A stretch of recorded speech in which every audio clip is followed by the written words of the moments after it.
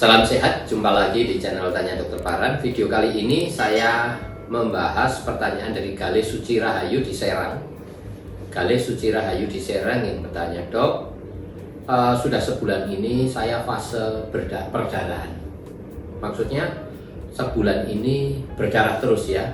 Sudah minum berbagai macam obat masih berdarah. Ini bagaimana ya, Dok ya? Sebelum saya menjawab pertanyaan dari Galih Suci Rahayu di Serang, saya mengingatkan teman-teman yang mau bertanya pada saya, silahkan tulis di link di Tanya Dokter Paran. Saya akan jawab dan upload di channel YouTube Tanya Dokter Paran. Dan yang mau mengikuti konsultasi langsung bersama saya, ikuti Insight with Dokter Paran setiap Rabu jam 10 pagi. Undangan ada di Instagram Tanya Dokter Paran 1-2 hari sebelumnya ya. Di Instagram Tanya Dokter Paran akan saya upload undangannya ya. Kembali kepada Galih Suci Rahayu di Serang yang bertanya, "Saya sudah minum berbagai macam obat, Dok, tapi sebulan ini tetap pendarahan terus ya dari BAB-nya ya. Ini bagaimana ya?" Begini ya, Galih Suci Rahayu di Serang, bahwa kalau kita terjadi perdarahan ketika BAB, walaupun sudah minum obat, berarti kita harus lakukan dua hal. Yang pertama, BAB tidak boleh dibuat keras dengan cara banyak makan sayur, buah, dan banyak minum. Kalau perlu, obat pelunak kotoran ya, bukan perangsang kotoran, tetapi obat pelunak kotoran yang sirup-sirup itu ya, supaya BAB-nya tidak keras, sehingga waktu melewati daerah yang basir yang sedang berdarah, dia tidak terlampau menggesek yang menyebabkan perdarahan. Yang kedua, kalau sudah minum obat-obat basir ya, khususnya obat-obat flebotonik atau fenotonik ya, bukan yang lain ya, tetap perdarahan, ya berarti bahwa pengobatan sudah tidak diperlukan lagi.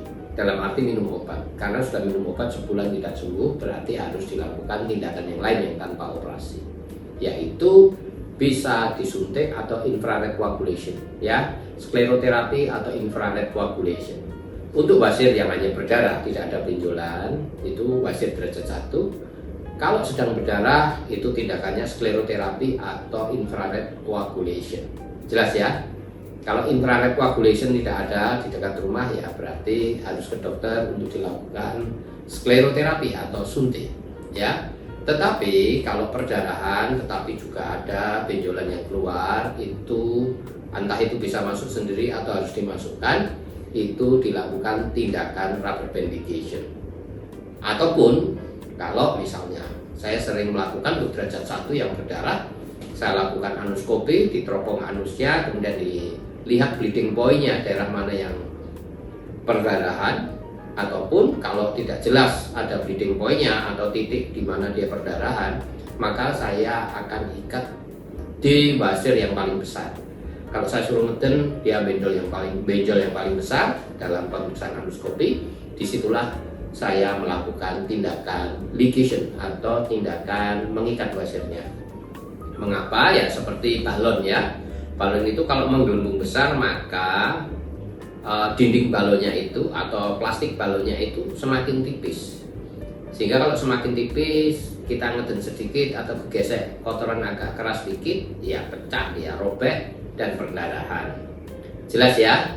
Jadi kalau sebulan sudah minum obat masih pendarahan, tindakannya bisa skleroterapi, bisa infrared coagulation ya, atau bisa juga yang dinamakan ligation atau teknik diikat ya.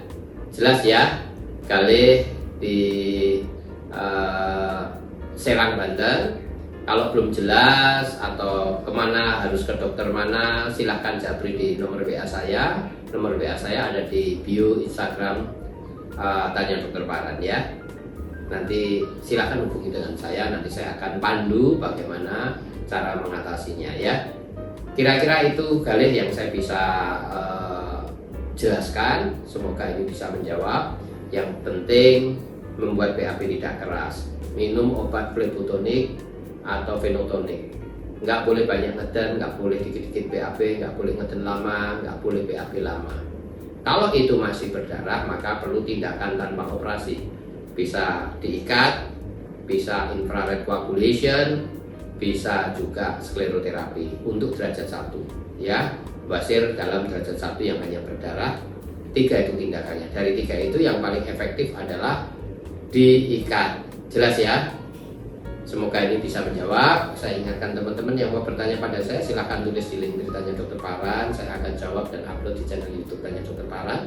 Dan bagi teman-teman yang mau mengikuti konsultasi langsung bersama saya, ikuti Insight with Dokter Parwan setiap Rabu jam 10 pagi. Undangan ada di Instagram Tanya Dokter Parwan, 1-2 hari sebelumnya saya upload ya.